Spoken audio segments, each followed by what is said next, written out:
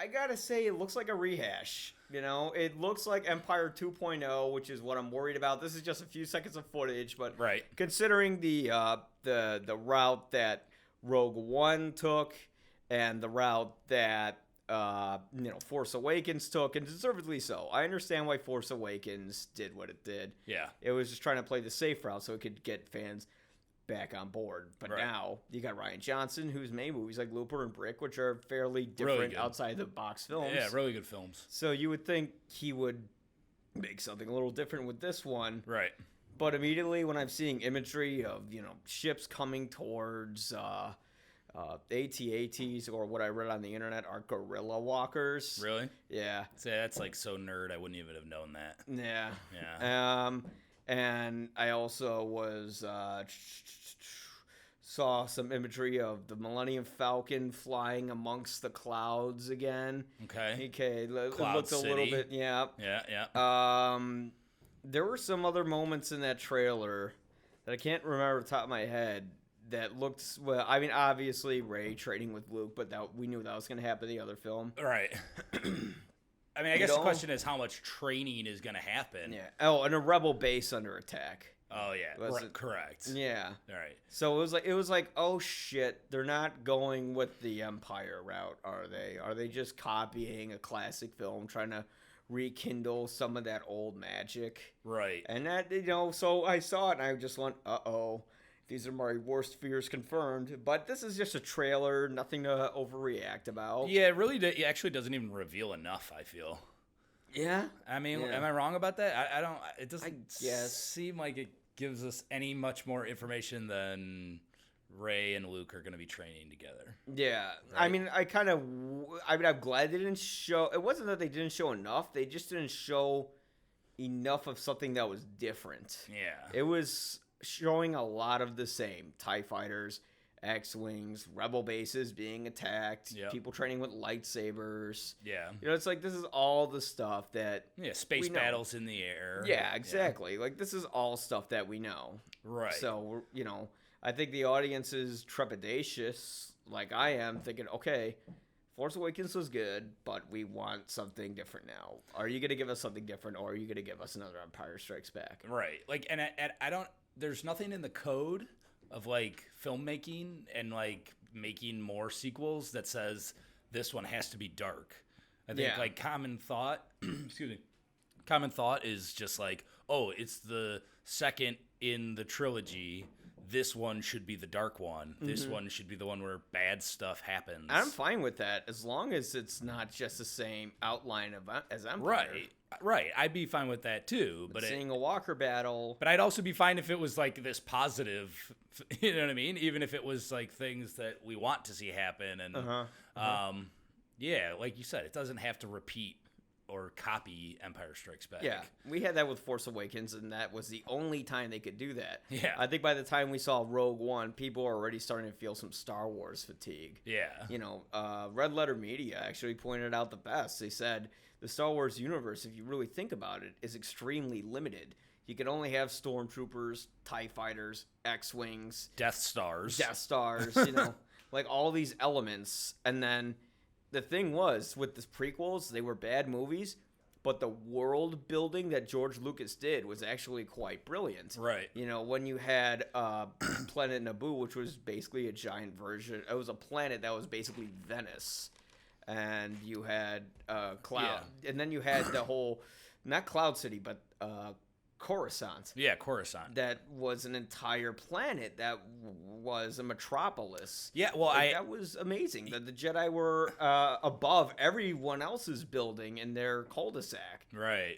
Well, I actually even think Rogue One tried to start getting back to that, did it not? I mean, it felt like they were at least showing different,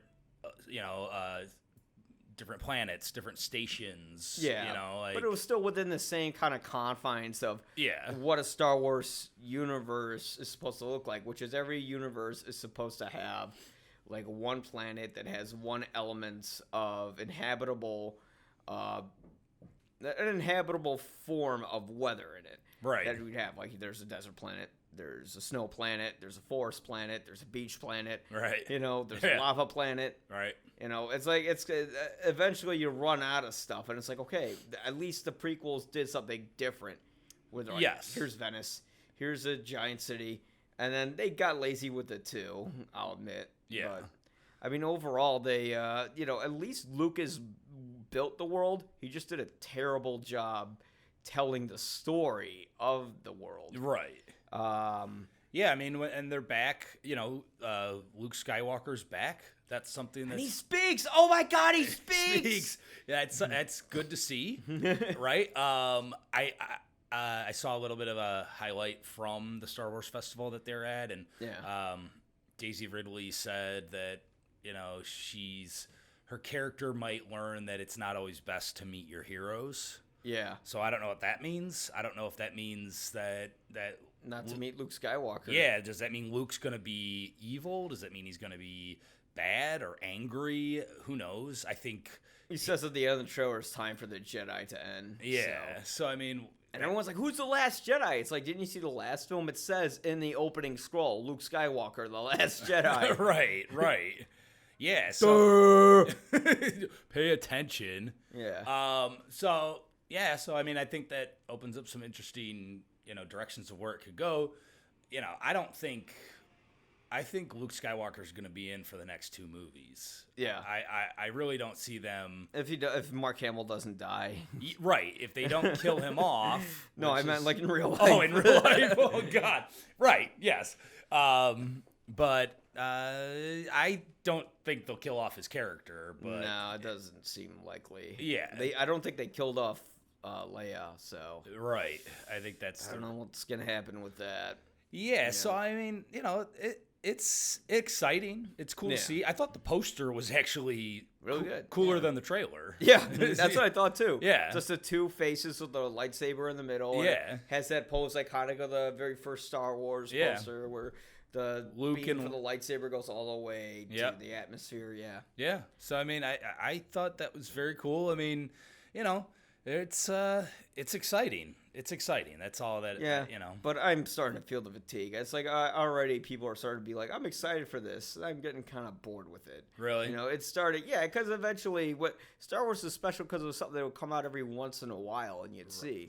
It was a generational event. Now it's something that's coming out every single year. Every Christmas. Yeah. I can totally agree with you. I think the fact that Marvel it's like Marvel and Disney owns Marvel, and Disney owns Star Wars. That's not really a great thing because now Disney's going to take Star Wars, like you said, and it's going to be every year. Yeah, and we will get the same fatigue that we got with superhero movies. Yeah, and superhero movie fatigue hit, right around after Winter Soldier, and that was 7 or 8 Marvel movies ago. Yeah. Or at least it feels like it. Everyone knows the entire formula. Right. To a Marvel film.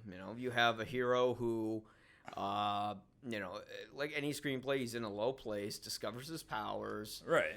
Ends up doing something great in the 3rd act of the film, has a love interest, and then sometimes has to not keep that love interest because he has to protect her or whatever, or he gets the love interest. I mean, the one movie that did it differently, but it was horrible, was Man of Steel.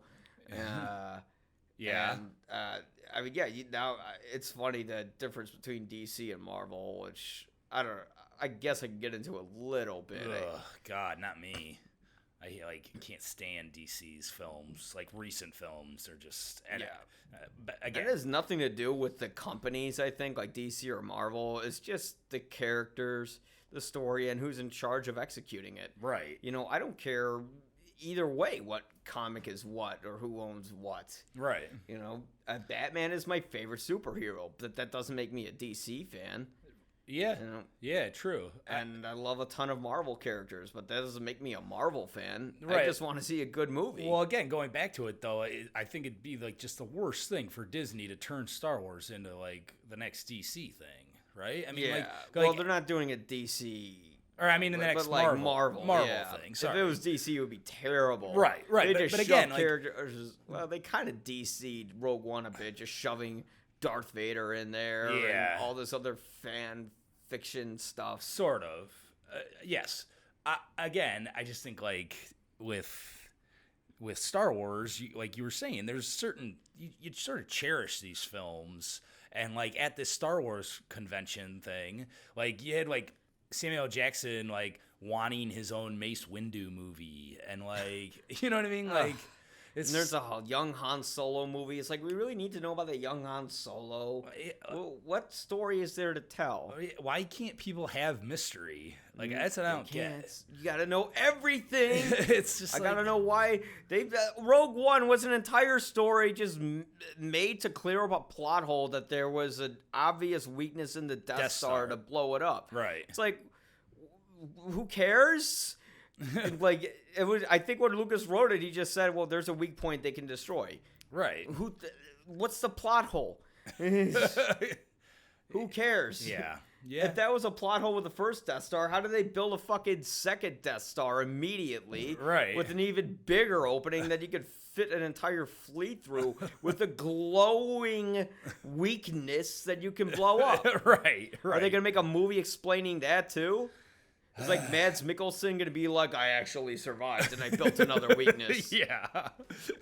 I just love to build weak Death Stars. They're all terrible. They can't ever create this thing. Yeah, I mean, well, as we're talking it out, I'm getting depressed because it's just like, fuck, if this is what they're gonna keep doing, you know, because the young Han Solo cast has like Woody Harrelson and they do? Yeah. Who's he playing? Somebody like said it's Han's dad. Yeah, probably, or like I don't know. I can't even answer that. What are they gonna have like him say in the trailer? Like, when are you ever gonna do something with your life? Right, exactly. So yeah, again, I don't understand. Like, excuse me, I don't understand the route that they're going with all of these films. Like money. Right. That's it. I mean, that's seriously it, and that's like unfortunate, right? I mean, yeah. Well, really, it's unfortunate to cinema, is what it is. Well, fuck art, Star Wars, right? Star Wars, yeah. But I mean, that's the thing. It's like when you franchise things and annualize things, it just we're losing more and more and more original ideas. Yeah. Because they're not profitable. Right. People pay a ton of money to see Star Wars. I'm paying money to see Star Wars. I think I've seen every Star Wars film on opening day. Yes. Except for like maybe the first trilogy because A, I wasn't alive, or B, I was only 3 years old when the second one or the third one came out. Right. You know, like when did Jedi come out? Like 89? Yeah. Yeah, not Last Jedi, but... Yeah, correct. Yeah. 89. Yeah. Yeah, I mean, like, you're right. So I was like 4. No, it's all, I mean, it's all about merchandising. Exactly. It's like... Gotta make all that money. Spaceballs the lunchbox. Spaceballs the breakfast. Toilet paper. Breakfast cereal. Yeah, I mean, you always have to look back to, like, what Mel Brooks was saying in Spaceballs. It would be great if he made a sequel to Spaceballs. Yeah. Or would it? I don't know. I would love that. I would love to see it. Now I think it would be too late. I think, like, now if they did it, it would be sort of a joke of itself. Right. Where it would be like, oh, now Mel Brooks is making fun of consumerism and popularity by making a movie that's going to have consumerism and popularity. Right. So. Yeah. So, yeah, I mean, I don't know what else I really even have to add. I mean, I think it was exciting to see it. You know, there's a couple cool moments, but I typically usually watch just like this first trailer and then I'll avoid the rest at all costs to go in fresh. I actually do feel like I'd watch maybe a second one if it revealed a bit more. Yeah. But, yeah, again, this is enough to sort of wet your whistle for Star Wars, you know, fanatics. Yeah. I mean, I don't know. It didn't even feel like much of a standout trailer. No, it didn't. You know, it was just kind of like, trailer, here's Star Wars stuff. Right. And that was it. I'm like, Like, either they're keeping the plot under wraps or that it's just the thing that's concerned me was all the Empire imagery. Yeah. You know, I'm just like, oh, God. Yeah. No, they're not. No. I saw some film critics tweet about saying, like, the trailer looked like it had been pieced together by people who didn't want you to know anything about the plot. Like, they just were, like, putting it together because they were having this convention. Yeah. And they were just like, well, we can't show up without something. So we'll give them this little bit. Like they just slapped it together? Yeah, pretty much. I hope that's what it kind of looked like, didn't it? I mean, it's not like it's not like fantastic. I mean, yeah, the editing wasn't that. I mean, the Force Awakens, I think the trailers to The Force Awakens was better than The Force Awakens. Yeah. Like that, yeah. That second trailer they had when you saw Daisy Ridley driving on the USB drive. I don't know what it was. It looked like a fucking thumb drive. Yeah, it does. She's going across like a canyon. Her little speeder. Yeah. And then there's that Death Star in the background. Yes. And then you're hearing Luke Skywalker's voice and you're going in on Darth Vader's bed. Like that was fucking some nerd tears right there. Yeah. Like I was at Ebert Fest watching it in my hotel room. Yeah. And it was like getting choked up watching it. Like, yeah. You know? Yeah. And like, yeah, and then they did that whole video where Matthew McConaughey from Interstellar's watching it. Yeah. Yeah, that was good. Yeah. Yeah. And it's kind of like, but that was the feeling we had when those films came out because we felt like they finally got Star Wars right again. Yes. You know, they, to paraphrase South Park, make Star Wars great again. You know? Yeah. And right. I think once sort of that nostalgia wore off, and now we want to see what they're going to do with these new films. I really hope that, because the cast has been saying that it's similar to The Empire Strikes Back in tone. Yeah. Well, I don't know if they meant like in tone, like it's darker, or if they meant in terms of the actual story, structure-wise, if it has similarities. Yeah, and I don't know if there's any other people on the script, but like Rian Johnson is a really good writer. Yeah. He knows how to Brick is a film that is like amazing like noir dialogue. It's like a Humphrey Bogart film with high school students. Kids. Yeah, it's just like that, and that putting him in the Star Wars universe, and after you watch that movie, you kind of like think to yourself, that is a really interesting combination. Yeah.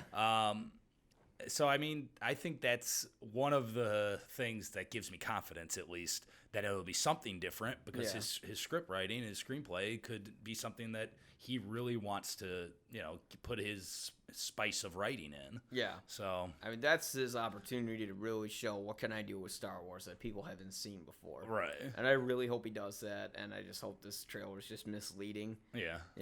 But we'll see. Yeah. Yeah, it'll be I guess it's better to have a misleading trailer than something that's going to get you so hyped up and then disappointed. But Right. It could go two ways. But yeah, I don't know. Having a Star Wars film come out 3 years in a row, Episode 9. It's like the year after, isn't it not? I mean, they come out 2 years separate, and that one I'm Colin Trevorrow's doing. Colin Trevorrow, yeah. Trevorrow. Who cares? Yeah. That guy who just Jurassic looks like World.